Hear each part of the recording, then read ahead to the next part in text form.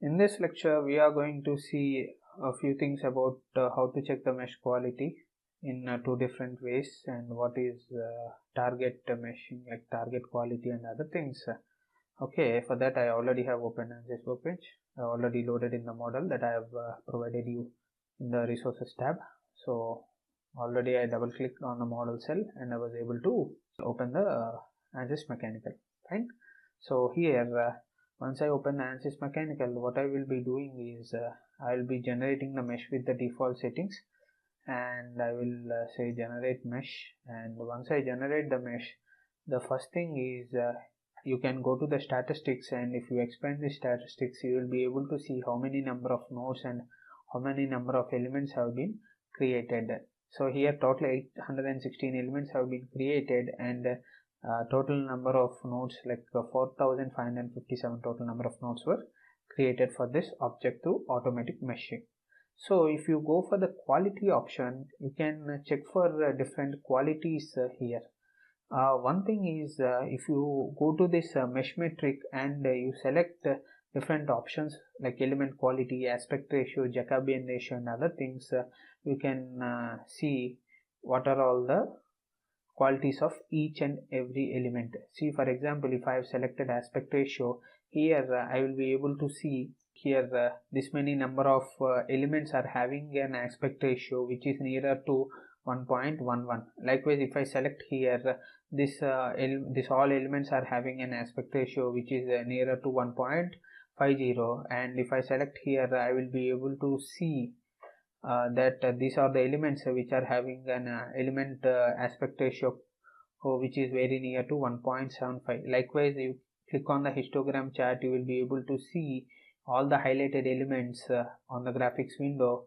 Understand the aspect ratio, or whatever the mesh metric you select, you will be able to understand that particular thing. Let us say if I have selected the Jacobian, let us say if I go for the Jacobian ratio, see here, if I select this, so these are all the elements which are having a Jacobian ratio which are near to 0.7, somewhere between 0.65 and 0.7 we are having. So based on this, you can filter out elements, you can identify elements which are having a lot of deviation from the required values, and you can change the mesh with all the localized and globalized settings that I have previously shown. So one thing, you can view all these elements like this, or otherwise once you just switch off all these things by selecting none, and now you go to the display style. In the display style, instead of using geometry settings, you go and select whatever the mesh metric you want to see. Let us say if I want to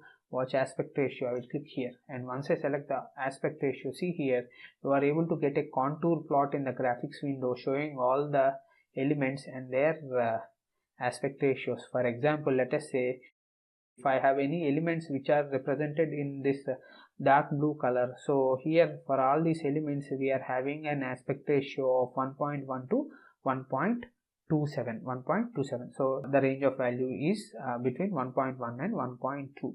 Likewise, you can select any of the mesh metric and you will be able to see a contour plot regarding this. What I will do is I will just minimize it so that I will have a good looking view, and I can select the element quality and other things. The next thing we need to look at is what is known as the element quality, and if you come down here in the quality group, you will be able to see there is something called as error limits. Here you will have two algorithms. One is a standard mechanical algorithm and second one is the aggressive mechanical algorithm. So based on selecting these algorithms, what it will do is it will specify an error limit for itself, and remember, this error limit value you cannot change. So based on the type of algorithm you select, it will change that. If you go for aggressive mechanical, it will have more strict error limits. If you go for standard mechanical, it will have somewhat relaxed error limits.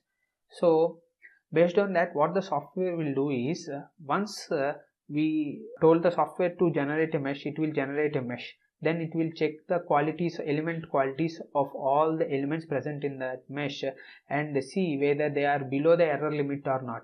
If all of these elements are below the error limit, then it will show the generated mesh, or otherwise if some of the elements are above the error limit, what it will do anyway, by default the option is adaptive sizing on, so it will try to change the size and some settings, it will try to tweak some settings, and it will regenerate the entire mesh and will check whether all the elements are falling below the error limits or not. Likewise, it will do 1 or 2 times, and if it is able to generate a mesh with all the elements below the error limit, what it will do, it will give out the final mesh. Otherwise, what it will do, it will show an error called failed mesh, which we have previously seen in a lecture where we talked about hexahedral or hex dominant meshing. There we have seen that the software has shown some failed mesh.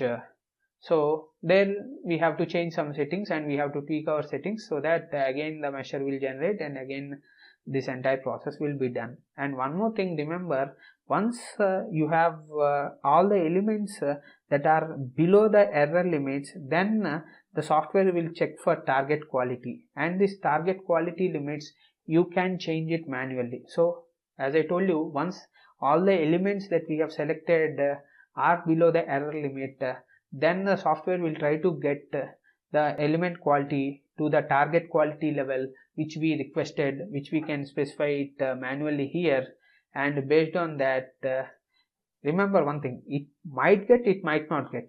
We are just simply providing it so that if there is any possibility, automatically it will generate the elements with that target quality metric. Okay. So this, it can be set manually. For setting it manually, you need to learn a lot of theory. So whatever the default value of 0.05 target quality that has been provided, it is suitable for all the for all linear things. It is okay.